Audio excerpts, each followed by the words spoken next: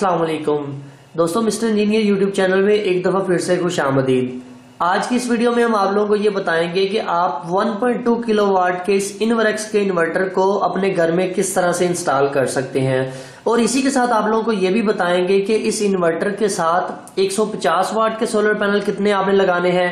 अगर आपके घर में 250 वाट, 270 वाट या 320 वाट के सोलर पैनल मौजूद हैं तो उनको आप इस इन्वर्टर के साथ किस तरह से इस्तेमाल कर सकते हैं। इसके अलावा आज की इस वीडियो में और भी बहुत सारी मुफीद टिप्स होंगी। आप दोस्तों से यही गुजारिश है कि अगर आप इस चैनल पर न्यू हैं तो इस चैनल को सब्सक्राइब कर लें और साथ ही में लगे बेल बटन को भी दबा दीजिएगा ताकि आपको इस तरह की अच्छी अच्छी वीडियोस रेगुलरली देखने को मिलती रहे। तो दोस्तों चलिए शुरू करते हैं। तो दोस्तों इससे पहले हमने इस इन्वर्टर की अनबॉक्सिंग वीडियो अपलोड की थी, वो आप लोगों ने बहुत पसंद की थी। सो आज की इस वीडियो में आप लोगों को हम डिटेल के साथ ये बताएंगे कि आपने इस इन्वर्टर को अपने घर में इंस्टॉल किस तरह से करना है। इतने आसान अल्फाज में और इतनी आसान तरीके के साथ आपको बताएंगे कि एक अनाड़ी बंदा भी इस इन्वर्टर को अपने घर में इंस्टॉल कर पाएगा। जी हमारे पास इनवर्क्स का VM 1.2 किलोवाट का सोलर MPPT चार्ज कंट्रोलर वाला इन्वर्टर, ठीक है। सबसे पहले आपको ये बताते हैं कि इसको इंस्टॉल किस तरह से करना है। देखिए कोई भी इन्वर्टर जब आप इंस्टॉल करते हैं तो सबसे पहले आपने उसकी बैटरी के कनेक्शंस को लगाना होता है। सो ये 12 वोल्ट का सिंगल बैटरी वाला UPS है, तो इसके साथ हम यहाँ पर एक आउटडो की 100 एम्पेयर की बैटरी को इस्तेमाल करने वाले हैं। यहाँ पर इसकी जो बैटरी के टर्मिनल्स हैं ये हमें यहाँ पर इस इन्वर्टर के साथ ही देखने को मिले थे। अगर बात करें इन केबल्स के साइज की, तो इन केबल का जो साइज है वो तकरीबन 10 mm की ये केबल थी, तो जो कि काफी अच्छी केबल है, व्हाइट कॉपर में मौजूद है। सो सबसे पहले मैं इसको जरा यहां से उतार लेता हूं। अभी दोस्तों यहाँ पे बात आ जाती है कि इन केबल्स को अंदर लगाकर किस तरह से कनेक्ट करना है। तो इसके लिए इसके सामने एक ये छोटी सी प्लेट लगी हुई है, इसकी यूजर मैनुअल में भी ये सारा कुछ लिखा होता है। इसके साइड के ऊपर 2 स्क्रूज आप लोगों को देखने को मिलेंगे, उन दोनों स्क्रूज को आपने रिमूव कर लेना है। दोनों स्क्रूज को जब आप रिमूव करेंगे तो ये सामने वाली प्लेट जो है इससे ऊपर से निकल आएगी बाहर। अभी यहाँ पर आप लोग देख सकते हैं कि बैटरी के कनेक्शंस बने हुए हैं। बैटरी के कनेक्शन को कनेक्ट करते वक्त एक चीज का ख्याल रखिए कि पॉजिटिव और नेगेटिव को आपने अपने जहन में रखना है। जब भी लगाएं सबसे पहले कनेक्शन को देखिए कि मैं पॉजिटिव कहां पे लगा रहा हूं और नेगेटिव कहां पे लगा रहा हूं। सो हमने इन स्क्रूज को थोड़ा सा ढीला कर देना है और इसके अंदर वायर को इंसर्ट कर देना है। सबसे पहले मैं पॉजिटिव को लगा रहा हूं तो मैं एक दफा देख लूंगा कि मैंने पॉजिटिव वायर को पकड़ा हुआ है। मैं इसको इस बैटरी के टर्मिनल के अंदर लगा दूंगा, स्क्रूज को थोड़ा सा ढीला करके। इसके बाद जब आप पॉजिटिव टर्मिनल को लगा लेंगे तो उसको अच्छी तरह से आप लोगों ने टाइट कर देना है, क्योंकि अगर यहाँ पर लूजिंग रहेगी तो कोई ना कोई फॉल्ट आपके इन्वर्टर में आ सकता है। स्पार्किंग की वजह से आपका इन्वर्टर भी खराब हो सकता है। सो इस चीज का ख्याल रखें कि जब ये वायर्स लगाएं तो अच्छी तरह से इसको टाइट कर दें। बारी आ जाती है नेगेटिव पॉइंट की, तो मैं बैटरी का नेगेटिव टर्मिनल इसमें लगा रहा हूं। ठीक है जी, दोनों टर्मिनल्स को हमने अच्छी तरह से लगा दिया है। इनको थोड़ा सा खींच कर भी चेक कर लेते हैं कहीं लूजिंग तो नहीं रह गई। ठीक है, बिल्कुल ओके हो गया है। कोशिश करें ये काम तब करें जब आप बिल्कुल रिलैक्स मोड में हो। दोस्तों दोनों टर्मिनल्स को लगाने के बाद हमने इन दोनों टर्मिनल्स को अपनी बैटरी के साथ कनेक्ट करना है। ठीक है जी दोस्तों, अभी बारी आ जाती है बैटरी को कनेक्ट करने की। तो बैटरी के ऊपर भी ये जो है साइन बने होते हैं पॉजिटिव और नेगेटिव के। यहाँ पर देखिए पॉजिटिव वाला रेड है और ये वाला ब्लैक है नेगेटिव वाला। तो आप पॉजिटिव को जब लगाएं तो एक दफा दोबारा से सोच लें कि यार मैं इसे पॉजिटिव के ऊपर ही लगा रहा हूं, क्योंकि अगर आप इसके कनेक्शंस को गलती के साथ लगा देंगे तो आपका इन्वर्टर खराब हो जाएगा। सो इस चीज को जरूर आपने ख्याल में रखना होता है, क्योंकि ये DC का केस है तो DC में थोड़ी सी टेंशन होती है। इसके बाद बारी आ जाती है बैटरी के नेगेटिव टर्मिनल को लगाने की, मगर उससे पहले एक चीज को देख लें कि आपका UPS जो है इस पावर बटन उसका ऑफ होना चाहिए। अभी मैं इस नेगेटिव टर्मिनल को इस बैटरी के साथ कनेक्ट कर देता हूं। यहाँ पर जब आप इस टर्मिनल को बैटरी के साथ लगाएंगे तो हल्की फुल्की स्पार्किंग हो सकती है, आपने उसको घबराना नहीं है, क्योंकि इसके अंदर कैपेसिटर लगे होते हैं जो कि लगाते वक्त थोड़े से चार्ज हो जाते हैं। अभी हमने दोनों टर्मिनल्स को लगा दिया है तो इनको इसकी मदद से टाइट कर देना। इस चाबी की मदद से हम दोनों टर्मिनल्स को अच्छी तरह से टाइट कर देंगे ताकि कोई लूजिंग ना रहे। ठीक है जी दोस्तों, बैटरी को भी हमने कनेक्ट कर दिया। अभी बारी आ जाती है इस इन्वर्टर को ऑन करेंगे। मैं पावर बटन से इसे ऑन कर देता हूं। थोड़ा सा टाइम लेगा ये ऑन होते वक्त, 2 से 3 सेकंड का तकरीबन वक्फा लिया है तो ये ऑन हो चुका है। मैं जरा इसके डिस्प्ले को आपके सामने थोड़ा सा दिखा देता हूं कि इन्वर्टर इस वक्त ऑन हो चुका है। आप लोग यहाँ पर देख सकते हैं कि यहाँ पर ये आउटपुट 228 वोल्ट हमें दे रहा है, इनपुट अभी कुछ भी नहीं आ रहा। ये बैटरी की कैपेसिटी बता रहा है, लोड बिल्कुल 0 है। हम इन बटन्स की मदद से इसके ऊपर चेक भी कर सकते हैं कि इसके क्या प्रोग्राम इस वक्त चल रहे हैं। दोस्तों भी हमने दूसरा काम ये करना है कि इसको इनपुट पावर देनी है 220 वोल्ट की पावर सप्लाई, जो कि हमारी वॉबडा की सप्लाई होती है। तो मैं इसके ये जो कनेक्टर है इसको AC 220 वोल्ट के कनेक्टर के अंदर लगा देता हूँ। दोस्तों यहाँ तक हमने काम अपना कंप्लीट कर लिया है। आप लोग यहाँ पर देख सकते हैं कि इनपुट वोल्टेजेस भी हमारे पास इस वक्त आ रहे हैं और आउटपुट वोल्टेजेस भी हमारे पास इस वक्त शो हो रहे हैं। दोस्तों अभी तीसरे नंबर पर बारी आ जाती है इस इन्वर्टर के साथ आउटपुट के कनेक्शंस को करने की। यहाँ पर मैं आप लोगों को दिखाता चलूं कि आउटपुट के जो कनेक्शन आपने अपने घर को आउटपुट लोड देना है वो यहाँ से देना है। ये वाला पॉइंट आपका ग्राउंड है। पाकिस्तान में बहुत कम लोग हैं जो ग्राउंड को इस्तेमाल करते हैं। आपने सिर्फ न्यूट्रल और लाइन को ही यूज करना है। ये न्यूट्रल है और ये लाइन है। तारे देख के लगानी है, न्यूट्रल के ऊपर न्यूट्रल आए और लाइन के ऊपर लाइन आए। अगर आप इनको उल्टा लगा देंगे तो उस केस में ऐसा होता है कि अक्सर औकात जब आपकी लाइट चली जाती है तो आपका इन्वर्टर आपको आउटपुट नहीं देता, क्योंकि जो फेज होता है वो रिवर्स हो जाता है। सो कोशिश करें न्यूट्रल और फेज को आपने बिल्कुल ठीक तरह से देख के लगाना है। सो यहाँ पर मैं ये वाली 2 वायर्स इसके अंदर आर्जी तौर पर लगा रहा हूँ। आपने अपने घर की जो वायरिंग होगी उसके मुताबिक इसके साथ न्यूट्रल और लाइन को लगा देना है। इसके अंदर स्क्रूज लगे हुए हैं, आपने उनको थोड़ा सा ढीला करना है तो ये तारे सीधी सीधी उसके अंदर चली जाएंगी। तो अभी लास्ट पर रह जाता है सोलर के कनेक्शंस को लगाना। सोलर के कनेक्शंस को लगाते वक्त एक चीज का ख्याल रखें कि आप यहाँ पर जो वायर इस्तेमाल कर रहे हैं वो अच्छी खासी होनी चाहिए। कम से कम आप इसके ऊपर 10 mm और ज्यादा से ज्यादा आप इसके ऊपर 16 mm को यूज कर सकते हैं। मैं हाईली रिकमेंड करूंगा कि आप 10 mm की वायर इसके ऊपर यूज करें।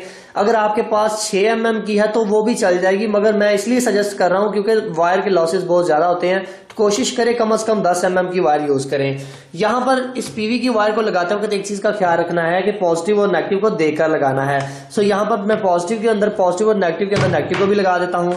ठीक है जी, ये सारा सेटअप कंप्लीट करने के बाद आपने इसकी जो फ्रंट वाली पतरी थी इसको दोबारा से वहीं पे ही लगा देना है जहां से हमने इसको उतारा था। यहाँ पर लगाने के बाद आपने दोनों स्क्रूज को साइड के ऊपर लगा देना है। ठीक है जी दोस्तों, कनेक्शंस को हमने कंप्लीट कर लिया है। अभी मैं इस इन्वर्टर के ऊपर थोड़ा सा लोड डाल के आप लोगों को ये बता देता हूँ कि इसके डिस्प्ले के ऊपर क्या क्या चीजें हैं और ये किस चीज की इंडिकेशन आपको दे रही है। डिस्प्ले के ऊपर आप लोगों को ये जो 3 बटन नजर आ रहे हैं, ये वाला पहले वाला बटन बैक जाने के लिए है, दूसरा बटन ऊपर या नीचे किसी भी सेटिंग को देखने के लिए, किसी भी प्रोग्राम को चेक करने के लिए, ऊपर नीचे करने के लिए ये बटन को इस्तेमाल किया जाएगा। और लास्ट में ये जो बटन है ये किसी भी सेटिंग के अंदर एंटर होने के लिए होता है। यहाँ पर ये जो पहली एलईडी है ये बता रही है कि या तो इसके अंदर एसी करंट अवेलेबल है या ये इसको इन्वर्ट कर रहा है, डीसी टू एसी कन्वर्ट कर रहा है। दूसरे नंबर वाली एलईडी आपको ये बताएगी कि ये चार्जिंग अभी कर रहा है कि नहीं, अभी तो बैटरी फुल है, ये चार्जिंग के ऊपर नहीं शो करेगा। तीसरे नंबर वाली एलईडी रेड कलर की होती है जो कि फॉल्ट की इंडिकेशन आपको देती है। अगर बात करें इस साइड की तो यहाँ पर आप लोगों को इनवरेक्स का लोगो देखने को मिलता है, साथ ही में आप लोगों को एपीटी लिखा नजर आता है और यहाँ पर आपको एक छोटा सा स्पीकर का निशान है, उसके ऊपर क्रॉस लगा हुआ है। उसका मतलब ये है कि आपने इसकी घंटी को बंद किया हुआ है, मतलब कि इसकी आवाज को, बजर को बंद किया हुआ है। यहाँ पर आपके घर का ये जो उन्होंने नक्शा दिया हुआ है, इधर से आपको ये बता रहा है कि ये बैटरी से भी इस वक्त इन्वर्ट कर रहा है और इसके साथ ये वाला साइन ये बता रहा है कि अभी एसी भी मौजूद है। यहाँ पर डीसी टू एसी लिखा नजर आ रहा है तो इसका मतलब ये है कि ये डीसी से एसी में कन्वर्ट करेगा। अगर यही साइन यहाँ पर होगा तो उसका मतलब ये होगा कि ये एसी टू डीसी बैटरी को भी चार्ज कर रहा है, उसको कन्वर्ट भी कर रहा है। और अगर यही साइन इस जगह पर नीचे होगा तो ये सोलर की इंडिकेशन देगा। अभी आप देख रहे होंगे कि सोलर का यहाँ पर निशान नहीं है क्योंकि रात के टाइम है, इस वजह से यहाँ पर सोलर की इंडिकेशन आपको नजर नहीं आएगी। इस साइड के ऊपर आपको इनपुट के वोल्टेजेस नजर आ रहे हैं, नीचे आपको आउटपुट के वोल्टेजेस नजर आ रहे हैं। मैं जरा इसके प्रोग्राम को थोड़ा सा आगे की तरफ लेके जाता हूँ। यहाँ पर इनपुट की फ्रिक्वेंसी बता रहा है, ऊपर वाली साइड पे इनपुट से कितने पीवी से कितने वोल्ट आ रहे हैं वो यहाँ पर बताएगा। ऊपर पीवी लिखा भी हुआ है, अभी तो रात का वक्त है तो नहीं कुछ भी बताएगा। पीवी के एम्पेयर भी 0 आ रहे हैं, इसके अलावा पीवी के वाट भी बिल्कुल 0 हैं। अच्छा, अभी यहाँ पर ये बैटरी के वोल्टेज बता रहा है कि 12.7 वोल्ट हैं। अभी नीचे आउटपुट की फ्रिक्वेंसी बता रहा है कि 49 से 50 हर्ट्ज तक की फ्रिक्वेंसी अभी आ रही है। आउटपुट 0%। आउटपुट के ऊपर अभी हमने लोड नहीं डाला, मैं इसके ऊपर थोड़ा सा लोड डालता हूँ। ये मैंने इसके ऊपर लोड को चलाया है तो यहाँ पर ये बता रहा है 88% तक लोड चल गया है। अभी थोड़ा इसका मे बी फैन भी ऑन हो सकता है जिसकी वजह से थोड़ा सा शोर भी होगा। मैं आगे करता हूँ तो यहाँ पर ये बता रहा है, अभी यहाँ पर हमें ये बता रहा है कि यहाँ पर हमने 1 kVA का लोड डाल दिया है। अगर आगे करता हूँ तो तकरीबन यहाँ पर हमें ये बता रहा है कि तकरीबन 1000 वाट के करीब जो है लोड हमने इसके ऊपर डाला है। इसके अलावा ये कुछ सेटिंग्स हैं, इसके अपने फंक्शंस हैं, बाकी वो सेटिंग वो अलग से है। देखिए, उसका आपको सबसे आसान सोल्यूशन मैं आप लोगों को बताता हूँ। दुनिया का चाहे कोई भी किसी भी नस्ल का इन्वर्टर हो, कोई भी कंपनी हो, उसके अंदर जब आपने सोलर पैनल को लगाना है तो सबसे पहले उसकी डाटा शीट को फॉलो करना है। अभी ये जो इनवरेक्स का 1.2 किलोवाट का इन्वर्टर है, इसकी डाटा शीट आपके सामने आ रही है। इसके जो स्टिकर को हम डाटा शीट कहते हैं तो ये आपके सामने आ रही है। तो अभी हम सोलर की बात कर रहे हैं तो हम सोलर चार्जर मोड के अंदर चले जाते हैं। यहां पर आप लोगों को ये बताएगा कि इसके ऑपरेटिंग वोल्टेज कितने हैं, इसके एम्पेयर कितने हैं, एमपीपीटी वोल्टेज रेंज क्या है। कोई भी इन्वर्टर हो, आपने उसकी इस डाटा शीट को फॉलो करना है और उसके साथ सोलर पैनल्स को इंस्टॉल करना है। अभी हम बात कर लेते हैं कि 150 वाट के कितने सोलर पैनल हम इसके साथ इंस्टॉल करेंगे। अगर मैं यहाँ पर देखता हूं कि maximum solar voltage 102 volt DC है, इसका मतलब यह है कि अगर मैं 3 सोलर पैनल्स को 150 वाट के 3 या 4 सोलर पैनल को सीरीज में लगाता हूं तो तब भी ये इन्वर्टर बिल्कुल ठीक तरह से काम करेगा। जैसा कि आप लोगों को पता है कि 150 वाट का सोलर पैनल 20 वोल्ट का होता है या 22 वोल्ट का होता है, कुछ सोलर पैनल 18 वोल्ट के भी होते हैं। तो इसका मतलब यह है कि अगर हम 4 को सीरीज में लगाते हैं तो वो आपके वोल्टेजेस बन जाते हैं 80 वोल्ट। इसके अलावा आप इसके साथ 3-3 की सीरीज भी इस्तेमाल कर सकते हैं, 2-2 की सीरीज भी इस्तेमाल कर सकते हैं, एक अकेला सोलर पैनल भी इसके साथ आप लगा सकते हैं। मगर मैं आप लोगों को यहां पर यह सजेस्ट करूंगा कि अगर आप इसके साथ 150 वाट के सोलर पैनल्स को इंस्टॉल कर रहे हैं तो 2-2 की सीरीज बनाकर लगाएं। उसका सबसे बड़ा फायदा आपको ये होगा कि देखिए, अगर आपकी धूप कम हो जाती है तो जारी सी बात है वोल्टेजेस आहिस्ता आहिस्ता नीचे की तरफ आना शुरू हो जाते हैं। जबकि इस इन्वर्टर की एमपीपीटी वोल्टेज रेंज में ये बताया हुआ है कि ये इन्वर्टर 15 वोल्ट से लेकर 80 वोल्ट तक को सपोर्ट करता है। कहने का मतलब ये है कि जब 15 वोल्ट से वोल्टेज नीचे आ जाएंगे तो ये सोलर को डिस्कनेक्ट करवा देगा। सो अगर आप एक सोलर पैनल इस्तेमाल कर रहे हैं तो धूप कम होगी, 15 से वोल्टेज नीचे आ जाएंगे तो ये इन्वर्टर जो है वो डिस्कनेक्ट हो जाएगा सोलर से।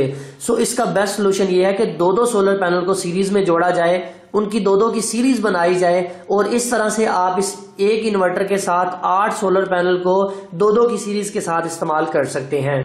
यहाँ पर 2-2 की सीरीज बनाने का डेमो आप लोगों के सामने है। पहले 2 सोलर पैनल को ले, उनको सीरीज में कर दें, उनके जो पॉजिटिव नेगेटिव है उनको बाहर निकाल लें, फिर 2 सोलर पैनल को सीरीज करें, उनके पॉजिटिव नेगेटिव को बाहर निकाल लें और बाद में सभी के पॉजिटिव नेगेटिव को कॉमन कर दें जो कि आपने 2-2 की सीरीज बनाई थी। 2 को सीरीज में करना है, उनकी 2 तारें बचेगी, फिर 2 को सीरीज करना है, उनकी 2 तारें बचेंगी, उन जो 2-2 तारें बचती जाती है उनको आपने पैरेलल करते जाना है। अभी दोस्तों यहाँ पर आपने एक और चीज को ख्याल में रखना है कि जब आप सोलर पैनल लगा रहे हो तो आपने करंट को जरूर मद्देनजर रखना है। इसकी जो एमपीपीटी मैक्सिमम करंट है वो 40 एम्पेयर है इस इन्वर्टर की। सो आप जब भी अपने सोलर पैनल्स को लगाना है तो करंट को याद रखना है कि 40 एम्पेयर से ज्यादा करंट नहीं होनी चाहिए। चाहे आप 10 सोलर पैनल इस्तेमाल कर रहे हैं या 8 सोलर पैनल इस्तेमाल कर रहे हैं, जारी सी बात है एक सोलर पैनल 5 से लेकर 8 एम्पेयर तक आपको आउटपुट देता है। जब 2-2 की सीरीज बनाएंगे तो वो 2 सोलर पैनल मिलकर भी आपको 8 एम्पेयर मैक्सिमम दे सकते हैं। अब दोस्त ये सोच रहे होंगे कि 2-2 की सीरीज क्यों बेस्ट है, हम 3-3 को क्यों नहीं इस्तेमाल कर सकते। आप कर सकते हैं, मगर ज्यादा बेटर ये है कि आप 2-2 की सीरीज बनाएं। 3-3 की सीरीज बनाने से वोल्टेज काफी ज्यादा हो जाते हैं।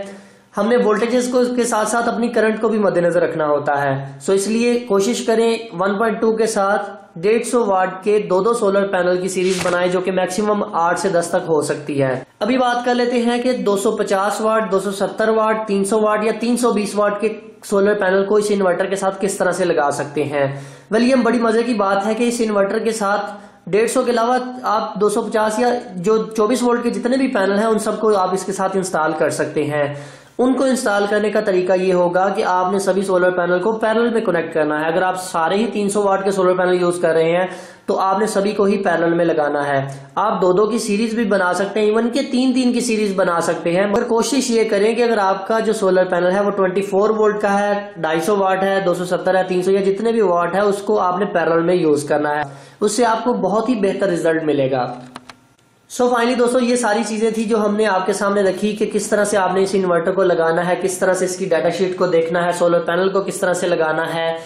मेरा नहीं ख्याल कि हमने इसके अंदर कोई चीज को छोड़ दिया है। हाँ, यहाँ पर एक चीज हमने जरूर रहने दी है, वो ये कि इसके ऊपर लोड डालकर आप लोगों को ये नहीं दिखाया कि कौन कौन सी चीजें आप इसके ऊपर चला सकते हैं। वेल, अगर वो डालते तो वीडियो काफी लंबी हो जाती। सो इंशाल्लाह हम उसके ऊपर एक कंप्लीट वीडियो बनाएंगे कि इस इन्वर्टर को इस्तेमाल करते हुए आप इसके ऊपर अपने घर की कौन कौन सी चीजें चला सकते हैं, जिसमें इस्त्री आ गई, washing machine, fridge, deep freezer वगैरह हो गया, पंखे, लाइटें, कौन कौन सी चीजें आप इसके ऊपर चला सकते हैं, वो आप लोगों को कंप्लीट इसका एक डेमो दिया जाएगा। सो फाइनली दोस्तों, आज की वीडियो यहीं तक थी। उम्मीद करते हैं कि आप लोगों को पसंद आई है। अगर आप लोगों को आज की वीडियो पसंद आई है और आप लोग चाहते हैं कि हम मजीद इन्वर्टर्स के ऊपर वीडियोस बनाएं तो इस वीडियो को काइंडली लाइक जरूर कीजिएगा और कमेंट सेक्शन में हमें ये बताइएगा कि आप कौन से इन्वर्टर के ऊपर मजीद वीडियो देखना चाहते हैं। सो दोस्तों, अपना बहुत सा ख्याल रखिएगा, अपनी दुआओं में याद रखिएगा। अल्लाह हाफिज। पाकिस्तान जिंदाबाद। ठीक है जी दोस्तों, इतना काम मुकम्मल करने के बाद अब हमने अपने इन्वर्टर को ऑन कर लेना है। मैं इसके पावर बटन को दबा देता हूं, थोड़ा सा ये टाइम लेगा।